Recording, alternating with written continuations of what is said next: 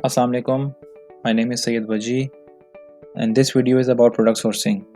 कि product sourcing क्या होती है, इसको कैसे और कहाँ से करते हैं, वो कौन से स्टेप्स हैं जो हमें प्रोडक्ट सोर्सिंग के लिए फॉलो करने हैं या जिनका हमें ख्याल रखना है। अमेज़ॉन पे प्रोडक्ट लॉन्च करने का ये सेकंड स्टेप है। फर्स्ट स्टेप प्रोडक्ट हंटिंग का है, जो मैं एक वीडियो में ऑलरेडी इन डिटेल डिस्कस कर चुका हूँ। After a successful product hunting अब आते हैं प्रोडक्ट सोर्सिंग की तरफ।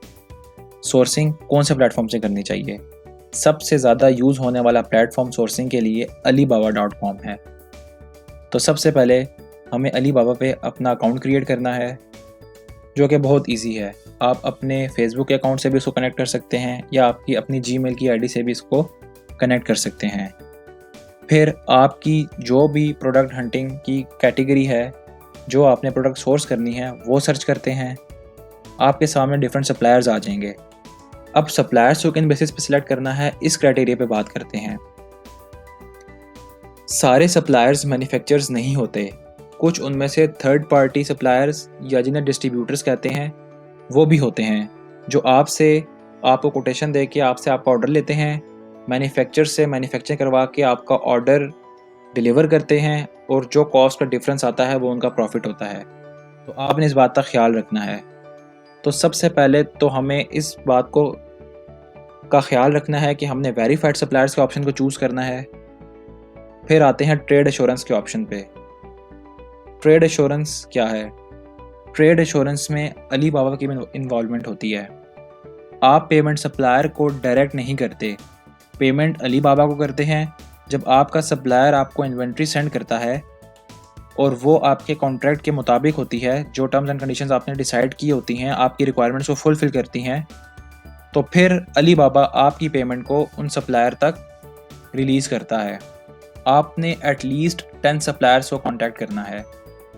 अच्छा, आपने जो भी प्रोडक्ट हंट किया है, उस प्रोडक्ट के सेलर्स ऑलरेडी अमेज़ॉन पे मौजूद हैं। आपने उनके प्रोडक्ट के रिव्यूज़ देखने हैं, पॉजिटिव और नेगेटिव रिव्यूज़ दोनों नोट डाउन करने हैं।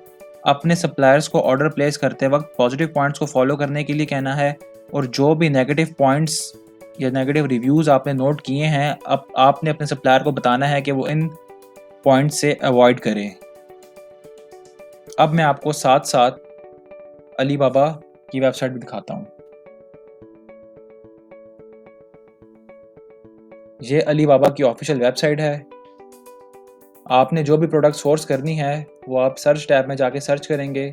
सपोज मैं रनिंग सॉक्स लेता हूँ, मेरे पास यहाँ पे 10,000 प्लस रिजल्ट्स आ रहे हैं। सबसे पहले मैंने ट्रेड एश्योरेंस के ऑप्शन को सिलेक्ट किया, एक फ़िल्टर ट्रेड एश्योरेंस का ऐड हो गया। देन वेरीफाइड के ऐड को क्लिक किया, एक और हमारे पास फ़िल्टर ऐड हो गया। अब जो हमारे पास सप्लायर्स आ रहे हैं ये ऑथेंटिक हैं। सबसे पहले तो हमने ये देखना है कि डिफरेंट सप्लायर्स की इंफॉर्मेशन हमें यहाँ गिवन है। उनका नाम क्या है, कितने ईयर्स उनके ऑपरेशंस को हो गए हैं ऑपरेट करते हुए अलीबाबा पे, वो वेरीफाइड हैं, उनके पास ट्रेड एश्योरेंस का बैज है और सप्लायर ऑनलाइन परफॉर्मेंस इंडेक्स के बैजेस हैं। यहाँ पे उनके रिव्यूज़ गिवन हैं कि उनके पेज के क्या रिव्यूज़ हैं। सपोज़ मैंने इस सप्लायर को चूज़ किया, इस सप्लायर की सारी इन्फॉर्मेशन हमारे सामने गिवन है। 5.0 इसके रिव्यूज़ हैं। यहाँ हमें पता चल रहा है कि हमारी कितनी ऑर्डर होंगे तो हमें क्या प्राइस पे करनी पड़ेगी। अगर हमारा ऑर्डर 500 तक है, 500 पेयर्स तक है, तो हमें $1.49 पे करने पड़ेंगे। जिस तरह हमारे ऑर्डर्स इंक्रीज़ होते रहेंगे उस तरह हमारी जो पर यूनिट कॉस्ट है वो डिक्रीज़ होती रहेगी। इसके बाद हमारे पास ये ऑप्शन है कि हम इनका जो मिनिमम ऑर्डर क्वांटिटी है, जो 500 पेयर्स हैं, अगर हम इनको 500 पेयर्स का ऑर्डर देते हैं तो हमें ये कस्टमाइज़ लोगो भी देंगे और कस्टमाइज़ पैकेजिंग भी देंगे।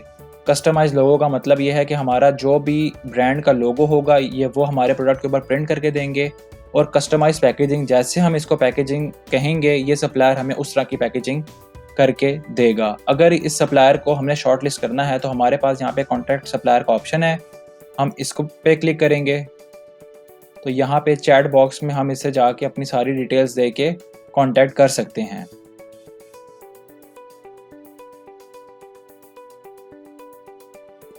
आपने एटलीस्ट 10 सप्लायर्स अच्छे सप्लायर्स को कॉन्टैक्ट करना है।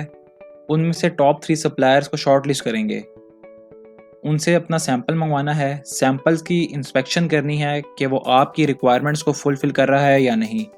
देन आपने उसमें बेस्ट सप्लायर को सिलेक्ट करना है और उसको अपना ऑर्डर प्लेस करना है। अब आते हैं पेमेंट मेथड की तरफ। पेमेंट मेथड में हमारे पास डिफरेंट ऑप्शंस हैं। DDP, delivery duty paid. इसमें यह है कि हमारे जो सप्लायर है वो मैन्युफैक्चरिंग की कॉस्ट से ले के शिपिंग कॉस्ट तक हर चीज़ इंक्लूड करके हमें अपने प्रोडक्ट की कॉस्ट बताएगा। हमें जो पर यूनिट कॉस्ट मिलेगी उसमें सारी कॉस्ट एड्स होंगी, जिस तरह प्रोडक्शन की कॉस्ट के साथ साथ उसमें इंश्योरेंस आ जाती है, उसमें कस्टम ड्यूटी आ जाती है, उसमें इंपोर्ट के टाइम जो हमें पे करना पड़ेगी वो ड्यूटी आ जाती है। DDU क्या है? डिलीवरी ड्यूटी अनपेड में ये होगा कि आपका सप्लायर आपको सिर्फ अपने प्रोडक्ट की कॉस्ट बताएगा। इसके अलावा जितने भी चार्जेस होंगे, चाहे वो फ्रेट चार्जेस हैं, चाहे वो इंश्योरेंस के हैं, चाहे वो कस्टम ड्यूटी पे करने की है, वो सारे हमें ख़ुद पे करने होते हैं।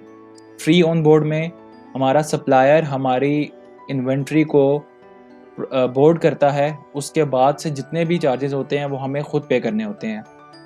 सप्लायर्स का पेमेंट मेथड ये है कि 30% पेमेंट उनको इन एडवांस करनी होती है और आफ्टर प्रोडक्शन कंप्लीशन हमें रिमेनिंग 70% पेमेंट पे करनी होती है।